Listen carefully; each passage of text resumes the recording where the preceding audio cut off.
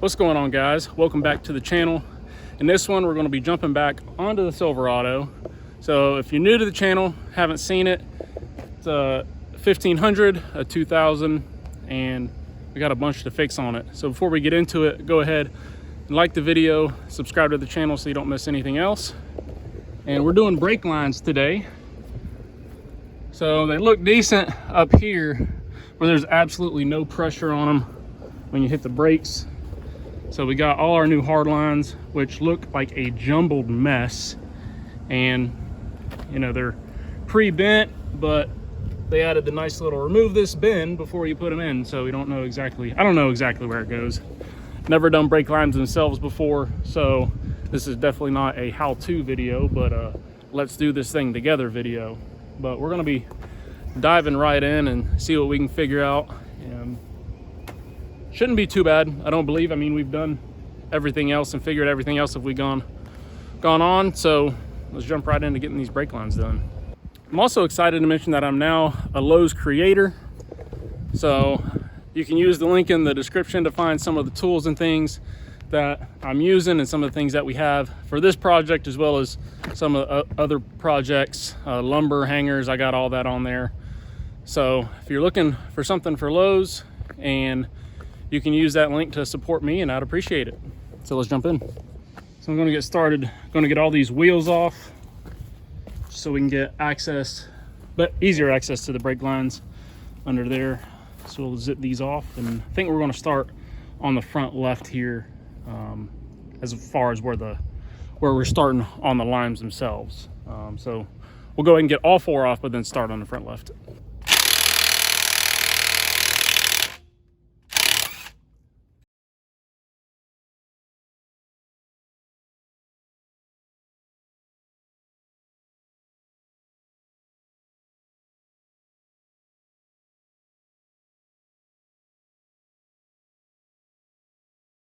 Then with the wheels off, I'm gonna take off this inner fender in here just to get better access to the brake lines back there.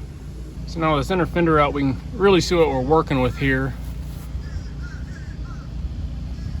So I just wanna start out, I'm gonna go ahead and just take this loose and get it popped out of all of these clips going back. And then we'll just trace it back and see how it all runs and figure it out from there.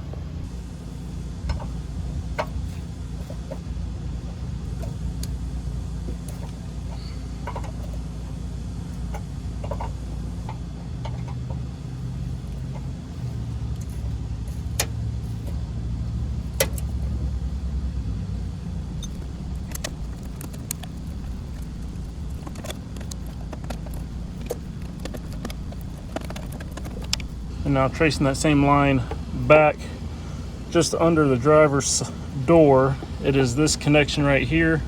So we'll go ahead and get this one loose, and then I think we should be able to pull that front section out once we undo this. So with this detached, we'll just trace it back over, and this one is this top line in the block. So we can go ahead, we'll pull this one out and then work on putting our new one in.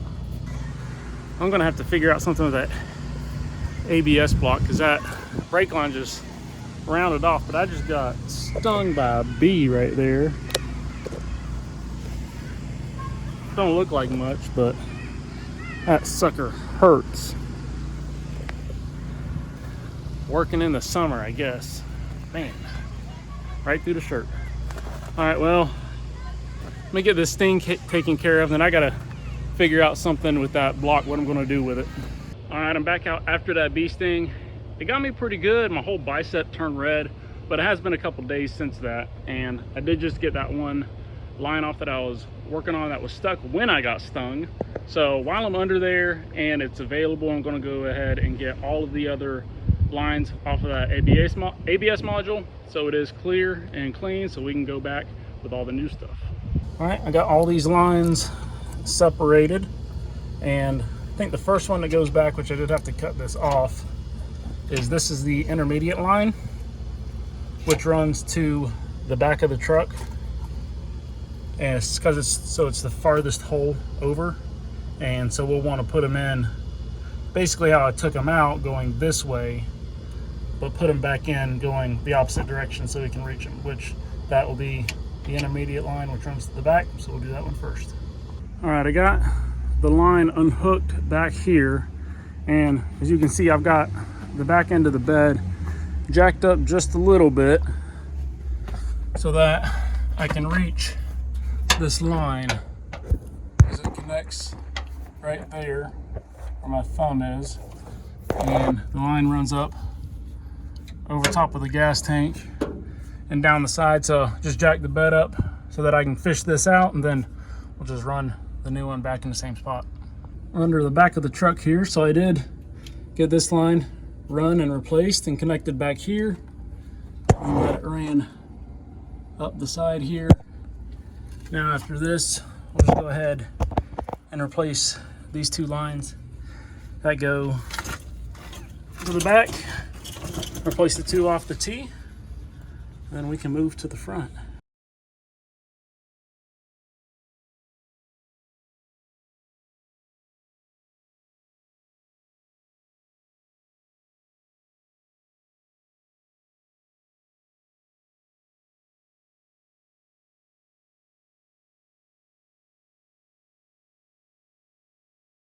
All right, we got the back and the intermediate line in, so which goes right there, and then got these two back ones in, hooked up right there, coming across, and then our short side.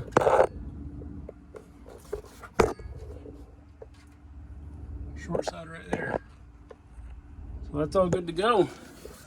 Now we can head up to the front. Coming into the front right here, this is our line, hard line right here. This goes up to the front, and it runs across the front, and then over, you can see it right here, the hard line, and that runs up, back up to the ABS. So we'll just have to take that, and it's clipped in across the front of the truck here, so we'll just have to undo all those clips and get this thing fished out. So it took almost 10 seconds to get this line unclipped right here. So as you can see, it's just got a couple clips across the front. Then what I'm going to do is I'm just going to cut it off up here. That way I'm not trying to pull out the full run of it, so I'm just going to cut it right here where I can get to it, so we can pull it out from the front side and from the back side right here as it goes right back down. So this front right side from factory is a single piece, which I kind of have the cut pieces laid out right here of how it runs, and this replacement piece does have a joint on the other end of this. So it does make it a ton easier than trying to run one single line all the way through. So we'll get that thrown in and fish it through and get it run back towards the ABS module.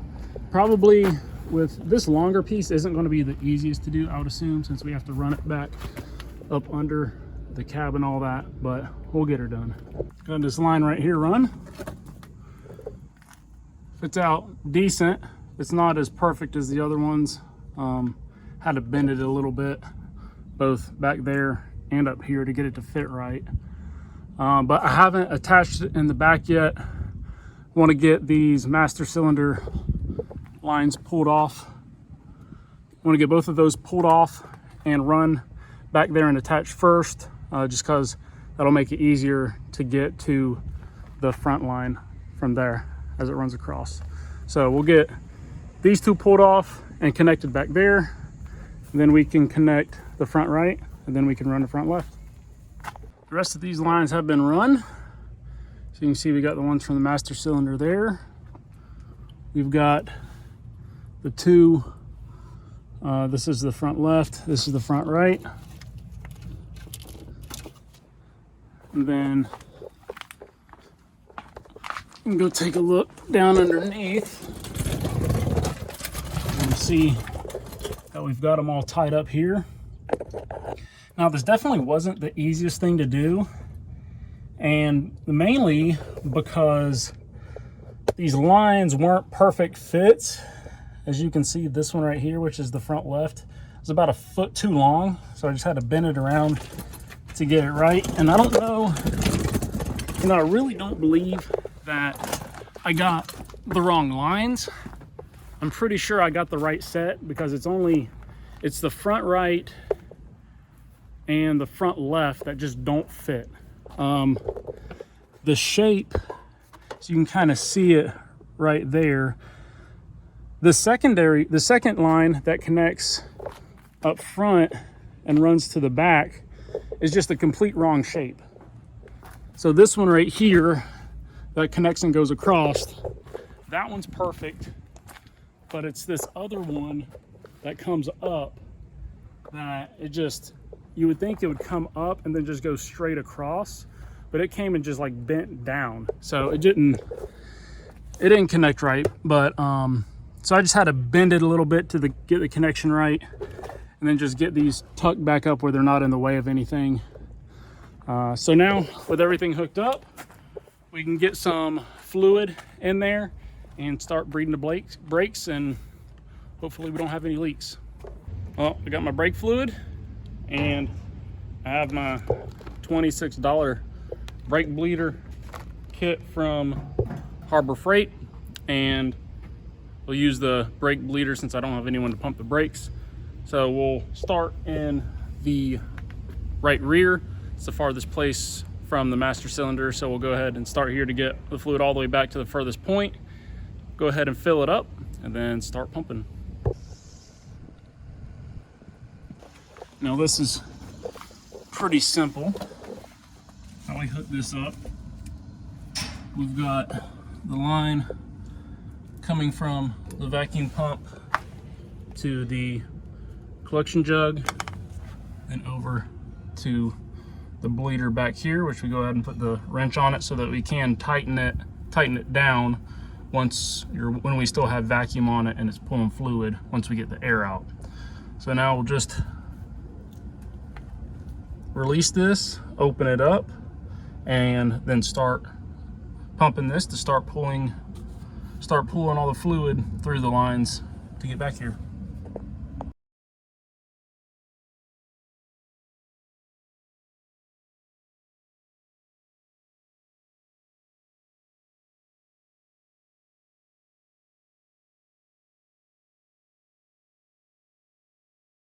So it's been a little bit and we're still pulling air, so this will take a while because obviously we're pulling air out of the lines all the way from the master cylinder and everything else where we can pull from all the other lines as well. So it'll take a little bit. We are still dropping fluid in the master cylinder. That level's going down, so we're pulling fluid through the line, so it's just a little bit of a process, but we'll get there. All right, seems like we're starting to get pretty close here because we're getting basically more fluid than bubbles, and we can kind of hear it gurgling right there. So I think we're getting pretty close on this.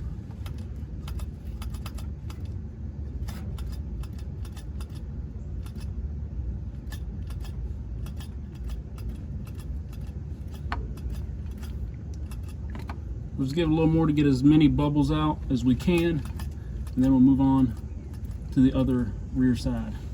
So I think for now I'm done on this right rear, and as you can see, we've gotten a good bit of fluid through the system. So air's still coming through, but I think I want to go to the other side and start working and actually do all the other ones, and then come back around and do it again to get any remaining air out. All right, I am back around to the right rear after bleeding all the other ones. I did also have to take care of a leak at the master cylinder. One of those was leaking, so had to actually reflare the end, even though it was a new line. But now back over on this side, and I think we're doing pretty good. So we've got pressure on the gun, and I'm going to open this up, and we're not, you can just see that one bubble came through pretty much. So we're not really getting much air out of this right now, which is a good sign. That's what we want. We want just fluid, and you can see the pressure isn't going down like we're sucking a bunch of air out, and not seeing many bubbles come through the line. So we'll shut that off, and that's what we're going to be looking for on all the other ones. So I'll go around and do that. Well, I've gone ahead, we've got them all bled, all four corners, and everything's looking pretty good. So now I want to get it started up, and then we'll put it in gear and make sure these things work. So it's been, well, I mean, since we've owned the truck, the brakes have never worked at all. So we'll at least be able to test them here. And then we have to get some other things sorted out, like the tires are flat. We got to get some new tires before we can get it down and moving under its own power and really test the brakes, you know, under force and under power, rather than just have them setting up on the jack stands. But can't do that until we get the actual tires fixed and we can roll it. So let's go ahead and get her started up. Got the battery hooked up.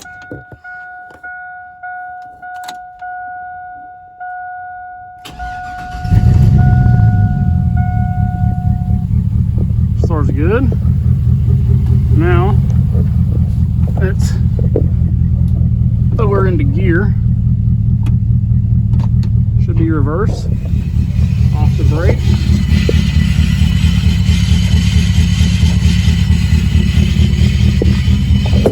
And when I step on the brake, it should stop.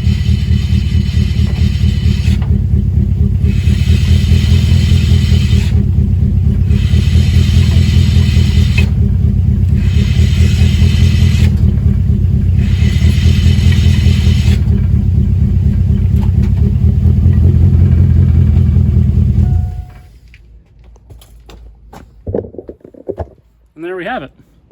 So, I mean, it does stop. And of course, it's rubbing the rust off of them pretty bad. It's just been sitting, of course, so the rotor's rusted pretty good. But, I mean, it stops. Got a nice feel on the brake pedal, nice and firm. And, I mean, I don't know what more I could ask for. It'll be obviously the real test once we get it down and get it rolling on its own. But until then, that's replacing the brake lines on this thing. So I will say it has been quite the pain in the rear end. Still, you know, dealing with that leak up here was an issue, just trying to get it figured out what we needed to do. And then also just crawling around and dealing with the hard lines under the truck. It's not something that was super simple. So it's taken me a couple days to get this done. So it is a full weekend job. Basically 2 full days is at least what I've spent on it. So not the easiest thing to do, pretty difficult, but I mean, it can be done. As you can see, we're just, you know, on some jack stands here, not necessarily on a lift or anything that you have to have like that to get this done. Jack stands will do the trick. It'll be a little bit harder, but you can do it. So that's going to be it for this one. I'm glad we got the fuel system fixed, and now the brake line's fixed. So next thing, we'll get the tires on and get them moving. Thanks for watching. I'll see you in the next one.